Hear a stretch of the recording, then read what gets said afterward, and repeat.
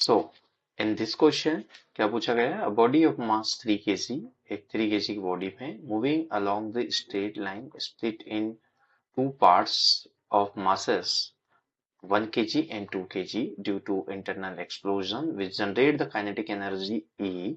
If after the explosion the two parts of moving along the same line as before with the relative speed is root 30 meter per second, then E is equal to kinetic energy किसके equal है ये हमें बताना है। एक body है बेटा जिसमें ब्लास्ट हुआ, ब्लास्ट होने के बाद वो दो सेगमेंट में गई, एक सेगमेंट उसका आगे गया होगा और एक पीछे, क्योंकि मोमेंटम कंजर्व रहेगा यहाँ पे।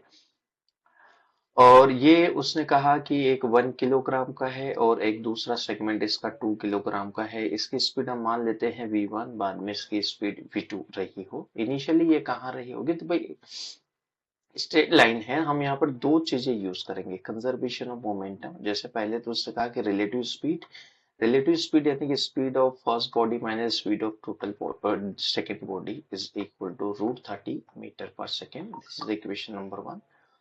और दूसरी हिंट उसने आपको ये दी है कि एक 1 kg की है, दूसरी 1 kg की है, तो आप यहाँ पे मोमेंटम को कंजर्व करेंगे।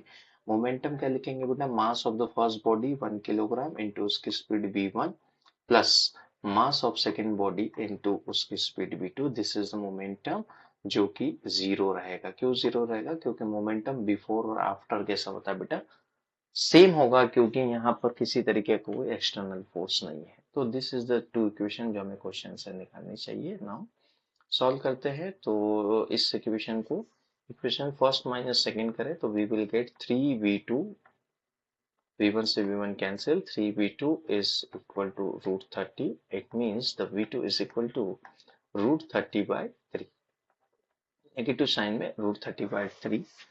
और v1 की वैल्यू यहाँ से कैलकुलेट करते हैं तो v1 की वैल्यू मेरे पास कितने हैं कि v1 इज इक्वल टू, यहाँ से देखो v1 कैसे निकलेगा, v1 is equal to minus of 2v2 है, तो माइनस ऑफ 2v2 यानी कि इसकी वैल्यू डालेंगे तो 2/3 root 30। This is the value of v2।